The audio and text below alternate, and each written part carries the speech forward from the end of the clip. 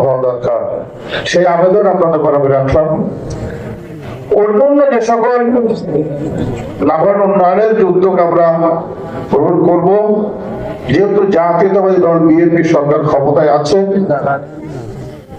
এবং সেই দলেরই সভাপতি হিসেবে আমি দায়িত্ব পালন করছি, একই সাথে এখানে জামাত ইসলামের নির্বাচিত সংসদ সদস্য আছেন, নির্বাচিত হয়েছেন।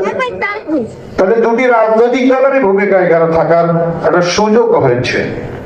সরকারি ভাবে যখন বিএনপি একটি ভূমিকা রাখতে পারবে, আবার স্থানীয় জাতীয় সংসদ সদস্য হিসেবে আমাদের নেতা যারা মোহাম্মদ নাজির রহমান সাহেব ভূমিকা রাখতে পারবে। সুতরাং আমরা চিন্তা করছি যে আমরা এদিকে মিলেমিশেই আমরা নাভারণের প্রতিষ্ঠান, অন্যান্য আরো কিছু বিষয়, হাট বাজার, এগুলো কিভাবে নির্বিচ্ছিন্ন ভাবে সুন্দর করা যায়, আইন শৃঙ্খলা পরিস্থিতির উন্নতি করা যায়, মাদক মুক্ত সমাজ তৈরি করা যায়, সে বিষয়ে আমরা পদক্ষেপ অলরেডি নিচ্ছি। আপনারা দোয়া করবেন, সহযোগিতা করবেন।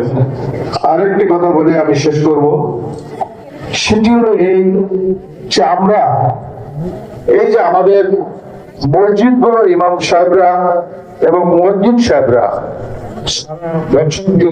মসজিদের খেদমত করে থাকেন, বিনিময়ে আমরা ওনাদেরকে যে সম্মান দিই সেটি খুবই যৎসামান্য।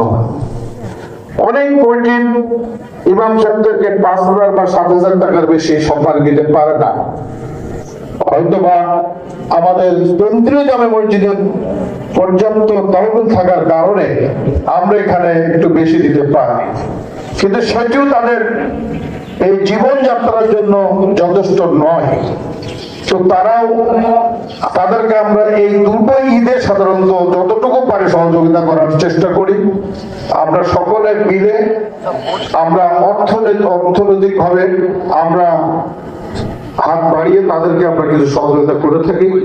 সেই আলোকে দয়া করে যখন আমাদের এখানকার মুসল্লিরা আপনাদের কাছে যখন এই যাবেন পয়সা তোলার জন্য, দয়া করে আপনারা সেদিকে বিবেচনা করে সকলে আপনারা দেবেন, সেটি আমার অনুরোধ ছিল।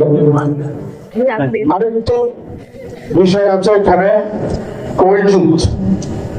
মসজিদ গুলো সত্যিকার অর্থে গ্রামের টাকায় বেশি চলে, তাদের অর্থ দিয়ে মসজিদ গুলো চলে। সরকারি অর্থ এগুলো মাঝে মাঝে পাই, মাঝে মাঝে সেটা বিশেষ প্রকল্প ভিত্তিক।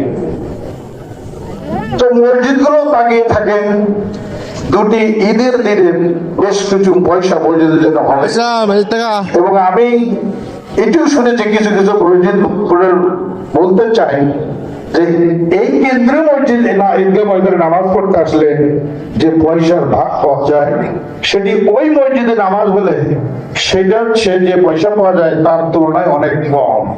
সেখানে